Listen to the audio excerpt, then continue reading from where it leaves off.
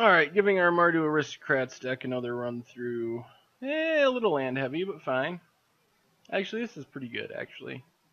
Can deal with it. Lead on Nomad Outpost.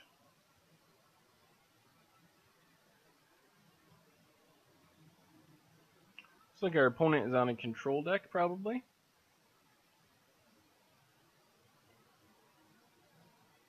I think we're just going to run Humble Defector out there.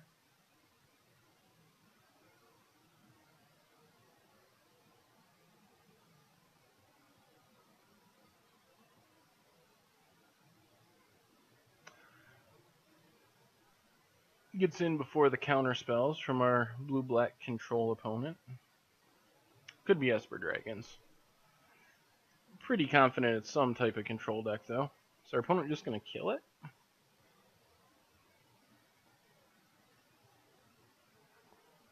Yep, that's fine.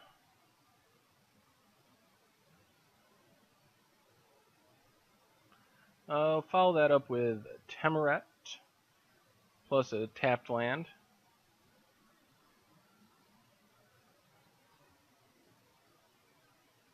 Ship the turn back. Ideally, we'll be able to resolve a outpost siege. That's a pretty big game. Only way our opponent can really deal with it is a Perilous Vault.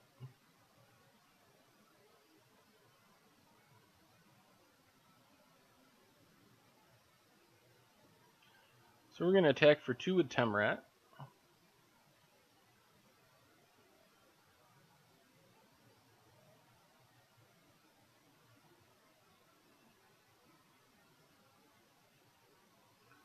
Play another tap land.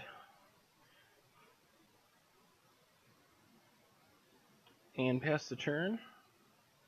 We might end up firing off Mardu Charm at our opponent's hand. If our opponent counters it, that clears the way for our outpost siege. If not, we can potentially pull the counter out of their hand and resolve outpost siege. Yep, so end of turn, we are going to Mardu Charm our opponent, see what happens.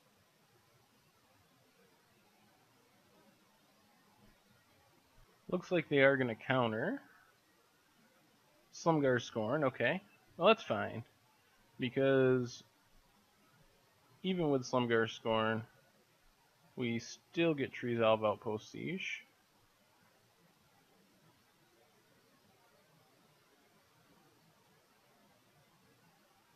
On cons.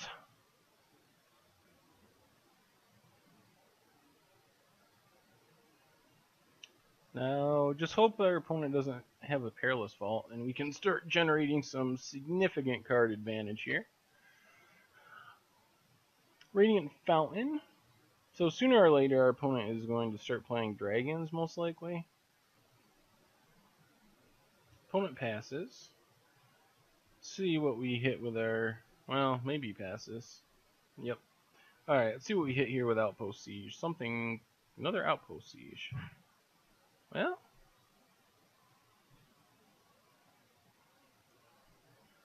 Guess we go for another Outpost Siege.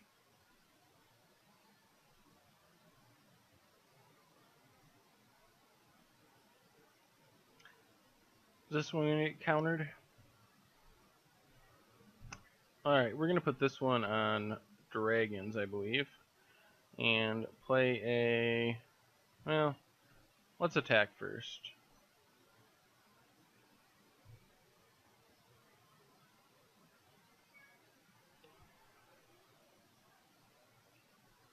Now we'll play Sultai Emissary.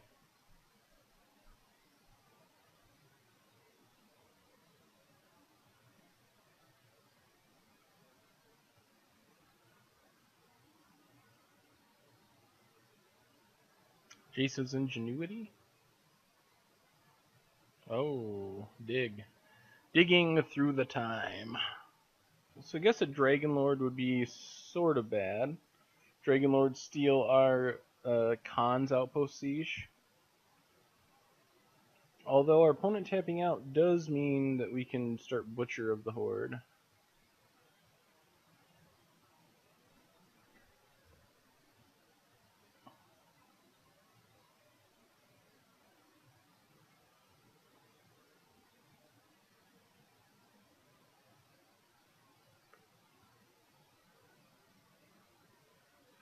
Opponent's trying to figure out what the right play is.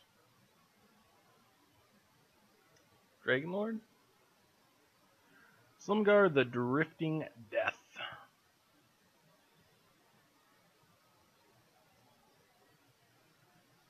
Murderous Cut doesn't do much at the moment.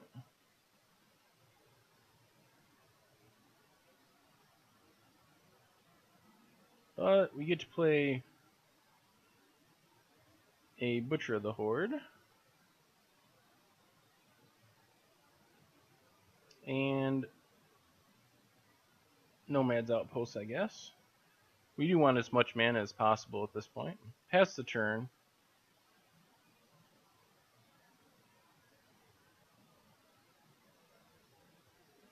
Is their opponent going to attack? They are. Alright, so we will sacrifice our Emissary to do 3 damage to our opponent thanks to Outpost Siege.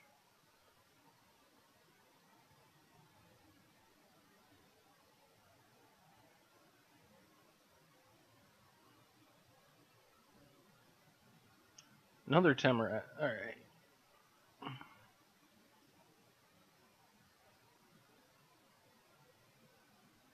Our opponent follows up with what? Crux of Fate to kill all non-dragons. Alright.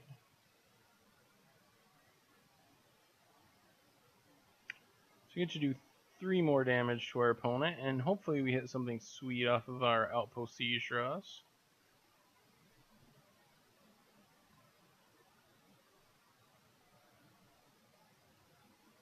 By sweet, I mean pretty much any creatures.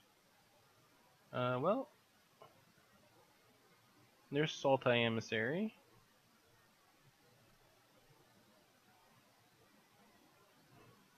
Then I think we're just going to go after our opponent's hand again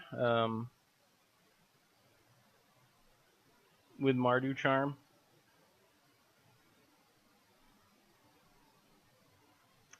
Double Icefall Regent, Crux Hero's Downfall, Counterspell. I think we just take the counter here.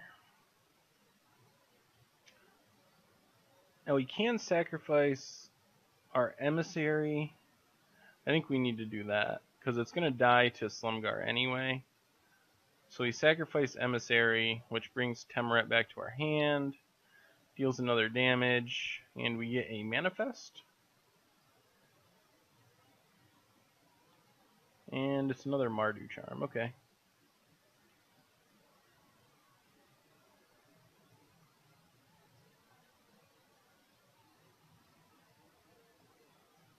Alright, so we know our opponent's hand. It's Crux, Downfall, 2 Icefall Regents.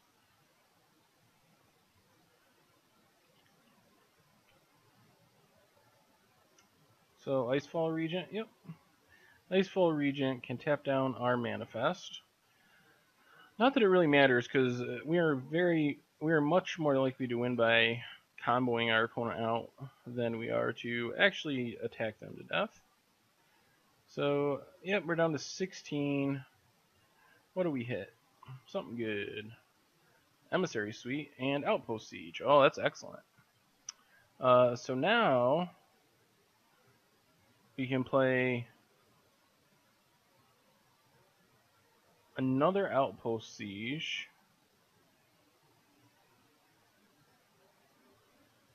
on dragons. Play another Sultai Emissary and pass the turn.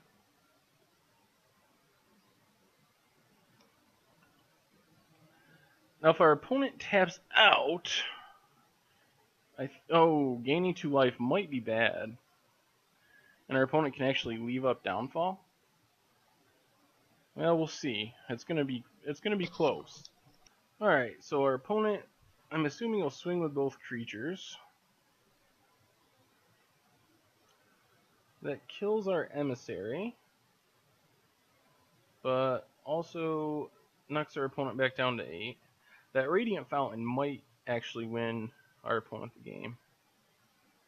What do we have here? Scoured Barrens and Mardu Charm.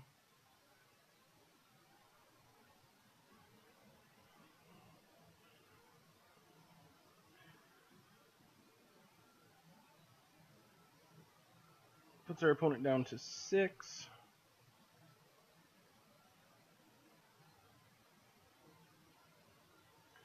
We drop down to 9. So I think our opponent has to play the other Ice Ball Regent and leave up the Hero's Downfall. And just hope that we don't draw it well.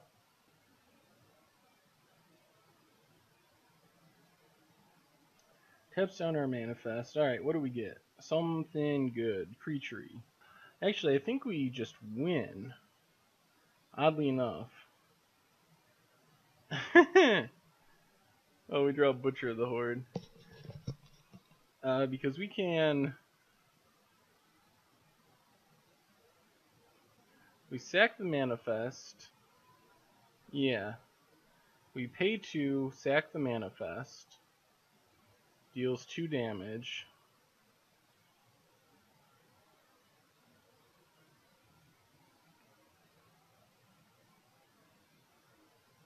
Gets back Temerat. We play Temerat.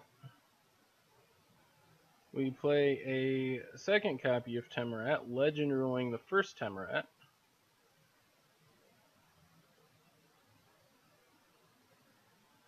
Oh, well, they were going to Legend Rule anyway, but that's fine.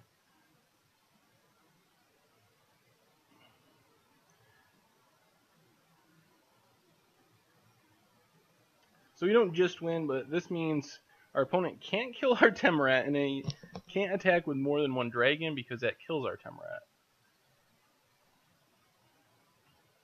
So we know our opponent has Crux. They can't cast Crux.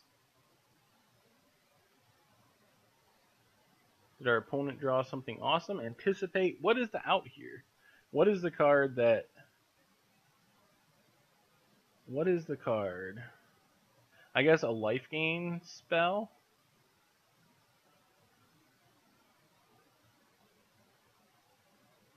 Oh. Yep. Oh my god. We were 1 mana short, and our opponent drew perfectly. So perfectly. Oh yeah, our opponent had very few outs, but they managed to hit exactly those outs. This hand's not bad against this opponent. We get the early beats, and they are recursive. So we get to lead on Bloodsoaked Champion. I don't think that's a card you want to see as a blue-black control player. Just very hard for them to deal with permanently.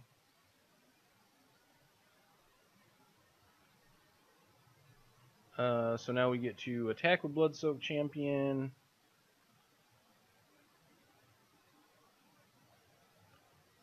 Play a second Bloodsoaked Champion. And a Mardu Outpost.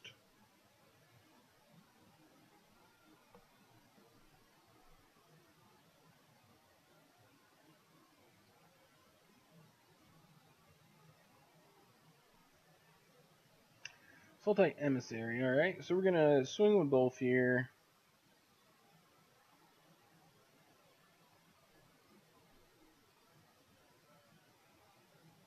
And play our Sultai Emissary.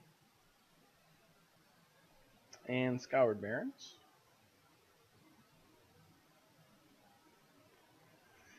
And then next turn we're looking at the same play as before. Mardu Charm at the end of turn into Outpost Siege. So that's hopefully a way that we'll resolve our Outpost Siege, and then we will hopefully win. Opponent has Radiant Fountain. Sack their fetch land there. What is their 3 mana play?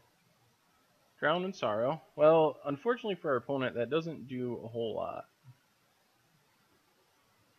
Because we get a Manifest, which is... Ooh, Jeering Instigator.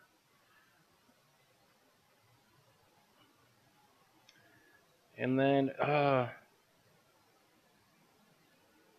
think we just resolve Outpost Siege.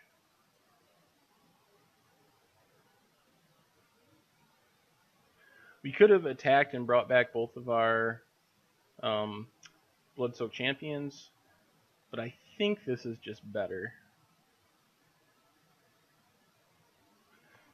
got to take the window to resolve things when you can against blue-black control. They have a lot of counterspells, but also a lot of trouble dealing with an outpost siege once it resolves. Ashiok, acceptable. Exile some stuff. 3 creatures, actually. Flamewake, Emissary, Jeering Instigator. Let's see what we hit off our outpost siege. Scoured Barrens and Murderous Cut. Alright, so I guess we just play Scoured Barrens.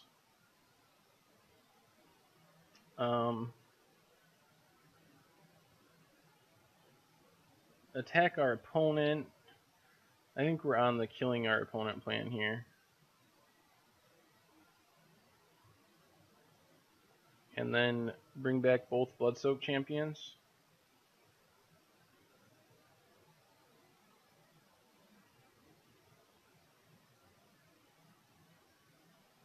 Ship the turn back. Our opponent might get to the point where they just have to start taking down Ashiok for blockers, and then that turns on our Jeering Instigator. Yep, our opponent's going to tick it down, play the Emissary, I'm guessing.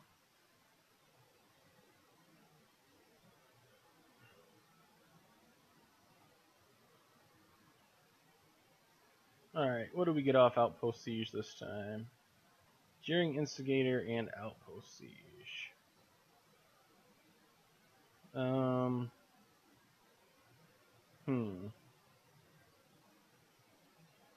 Some more Instigators than I remembered. Anyway, we're gonna flip this Jeering Instigator for its mana cost. Gain control of Sultai Emissary.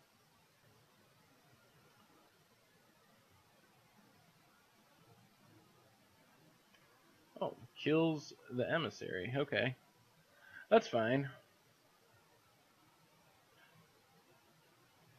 And then, since our opponent did that, we can back that up by playing Outpost Siege. Setting this one on dragons. Swinging with the team. Still just going to attack our opponent. We're going to try to kill them. And the second Outpost Siege makes blocking a lot less profitable. So opponent blocks the Instigator.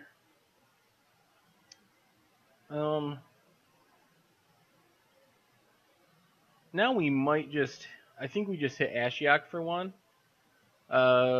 Since... Well, that was actually dumb. Can still play the Jeering Instigator. But... that's alright. I think we're still in pretty good shape on this one. I guess the good thing about that play was even though our opponent could put Jeering Instigator in play, which doesn't do much, that means Ashiok goes away. Because Jeering Instigator, even if it blocks, we can just return a Bloodsoaked champion.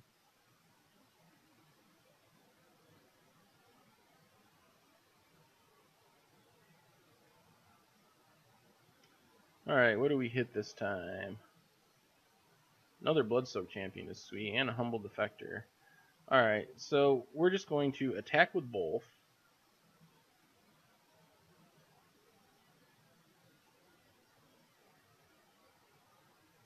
Opponent blocks one of them. Deal 1 damage, puts our opponent down to 4. Then we play Bloodsoaked champion. Play Humble Defector. And then we are going to... actually, I think we just pass the turn. If our opponent goes to Crux to stay alive, we can Mardu Charm for creatures in response, which will put enough creatures dying that... never mind. Now it won't quite do that. But we can still Mardu Charm our opponent. And we can Mardu Charm at end of turn, attack with our creatures, the tokens, and get back all our Bloodsoaked champions. There's Crux. Yep. So everything dies. This actually does win us the game because we deal 3 here. And then we cast Mardu Charm, making 2 tokens.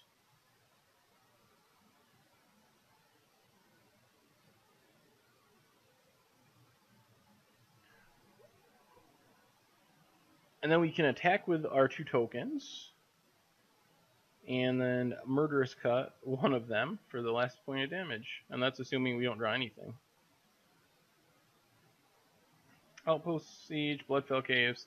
Alright, so that does it. So we get to attack with our 2 tokens.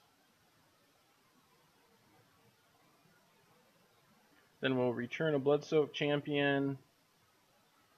Murderous Cut the Bloodsoaked champion, exiling a bunch of junk.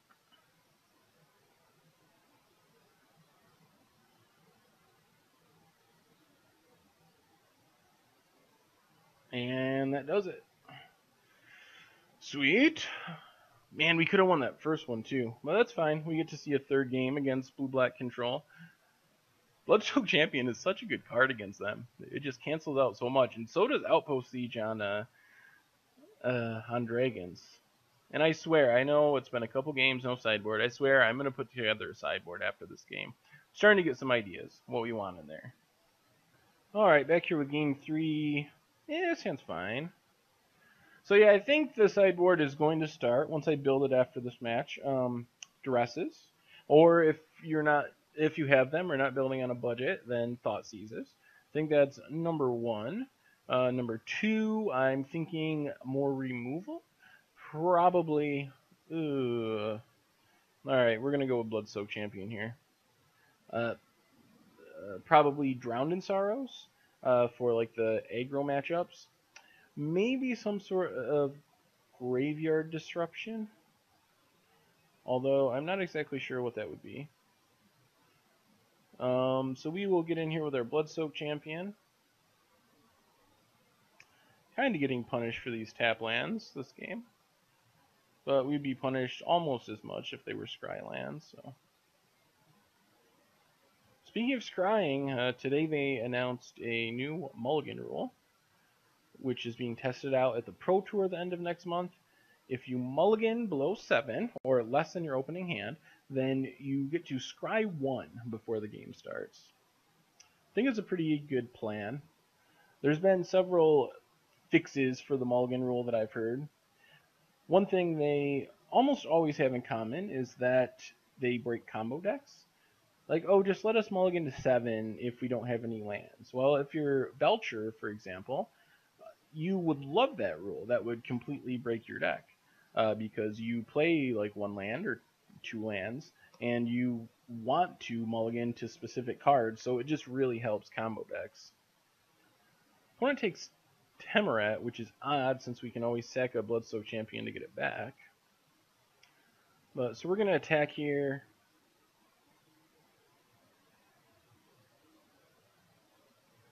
Put our opponent to 14.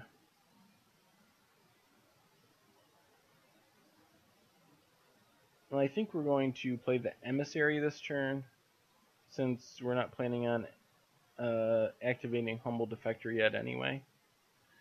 We'd rather play Humble Defector next turn, and then be able to use it and sack it to the Butcher.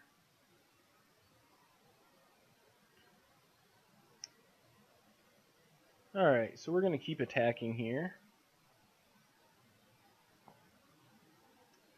Ooh, Flamewake. That'll be good once we get more red mana. So I guess we attack with both. Now I'm not even sure about Humble Defector. I think we might just Scoured Barrens and then upkeep Mardu Charm our opponent.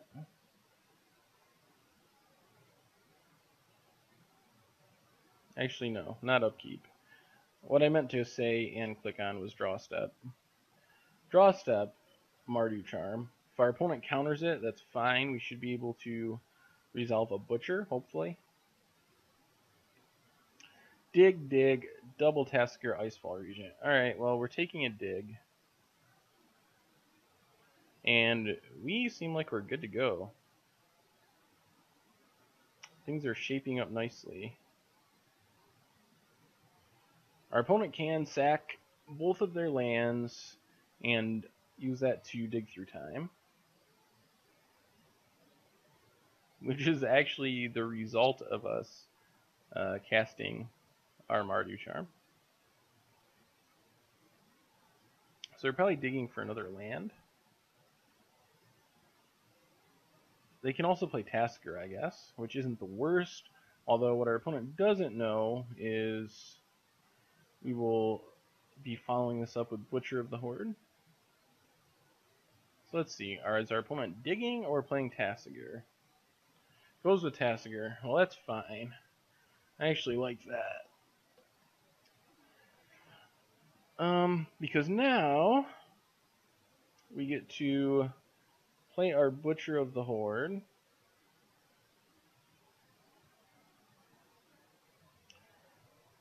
Sack Bloodsoaked Champion to give it haste. That's better, I think, than sacking Emissary, because that's defense against a Crux. Get in for 5 here.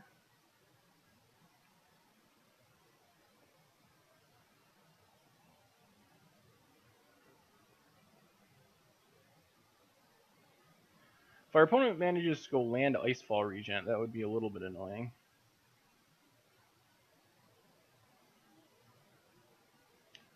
Otherwise, we're pretty close to just winning. Now our opponent can't dig. They can't cast another Tassiger. They have 2 Icefall Regents, but they need their 5th land. And potentially Flamewake Phoenix would be enough to win the game. Alright, I think we got it then. Oh, that's sweet too. Alright, so we can cast a Flamewake Phoenix. And that does it. Sweet. Blue-black control down. Alright, I'm going to go build the sideboard for this deck. Although we've been winning against some decent decks, even without one. But so next match we will have a sideboard. I'll be back in a bit.